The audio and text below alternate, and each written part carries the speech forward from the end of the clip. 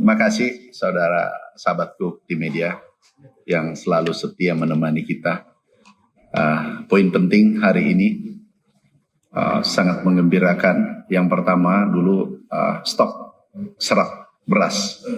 Ini tertinggi serap beras 1 bulan 950.000 ton per hari ini. Masih ada 2 hari, 1 bulan.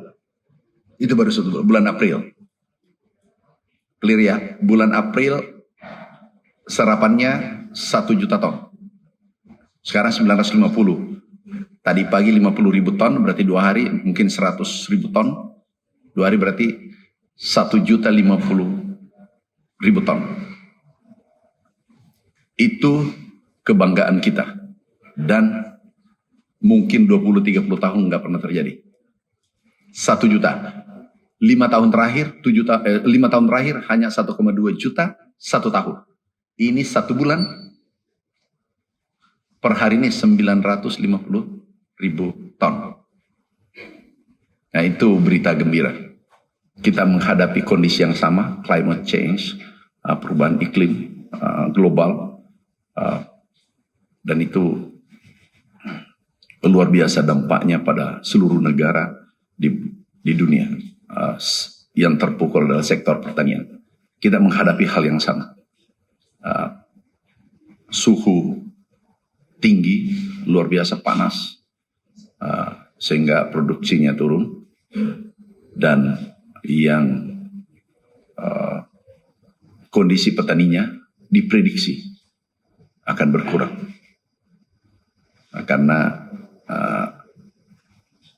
ada iklim sehingga produktivitas rendah berujung pada penghasilan, berpengaruh pada penghasilan. Indonesia juga menghadapi hal serupa. Sehingga kami sampaikan kita kolaborasi untuk menghadapi kondisi ini. Karena hampir pasti ke depan tantangannya semakin besar pengaruh iklim ini. Kita menghadapi Filipina juga demikian, Malaysia, Jepang juga menghadapi.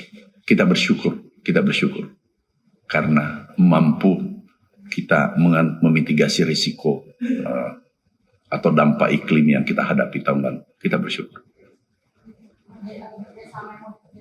Iya, kita kerjasama. Kami sampaikan Indonesia adalah lahan yang sangat subur. Kemudian sumber airnya cukup. Tinggal kita membentuk klaster bersama. Klaster itu adalah pertanian modern yang bisa memitigasi risiko kekurangan pangan. Dan itu bila perlu dikerjakan bersama. Itulah solusi ke depan. Pak, dia nanti pasokan ya sih Pak? Iya, kami minta investasi. Nantilah kita lihat. Kita yang penting dulu kerjasama teknologi untuk memitigasi risiko iklim. Dia minta pasokan dari Pak, kan katanya dia pertama kali impor dari Korea Utara karena harga beras mahal. Dia juga makan dari Kita kerjasama dulu. Jangan ada yang, jangan dulu, yang gini. Janganlah dipelintir kemarin bahwa presiden siap ekspor. Kami loyal tanpa batas pada Bapak Presiden. Kalau beliau mengatakan ekspor, aku pasti lakukan ekspor. Tapi kita menjaga stok dalam negeri. Iya, tapi jangan dipelintir lagi. Aduh, capek aku menjawab yang dipelintir. Bukan Anda yang pelintir. Ada ya yang medsos kadang pelintir. Ya.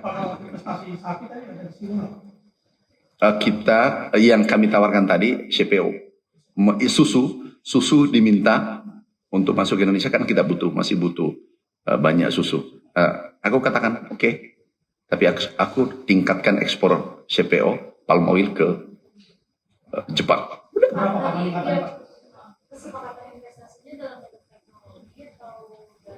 Nanti dibahas secara teknis. Tetapi yang terpenting tadi mau sertifikasi halal, kemudian susu ke Indonesia. Kami katakan kami punya CPO yang besar 25 juta ton nanti ditingkatkan seperti pada saat kami ke Jordan. Nanti secara teknis dibahas. Tim. Kita cerita susu dan CPO. Kalau beras kita membentuk kerjasama. Kami ingin kerjasama dan kami katakan bahwa iklim Indonesia air masih cukup tersedia sehingga mungkin kita kerjasama teknologi. Terutama tadi yang ditanyakan varietas apa?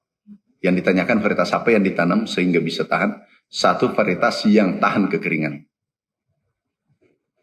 Menterinya tadi tanya. Yang kedua, tahan pada rawa air asin. Namanya jenis varietasnya adalah Invara Biosalin. Kemudian yang kedua padi gogo. Jadi dua itu kita Indonesia menciptakan benih yang adaptasi pada lingkungan, adaptasi pada kekeringan, adaptasi pada air tawar dan asin. Itu kata kunci itu yang ditanyakan tadi.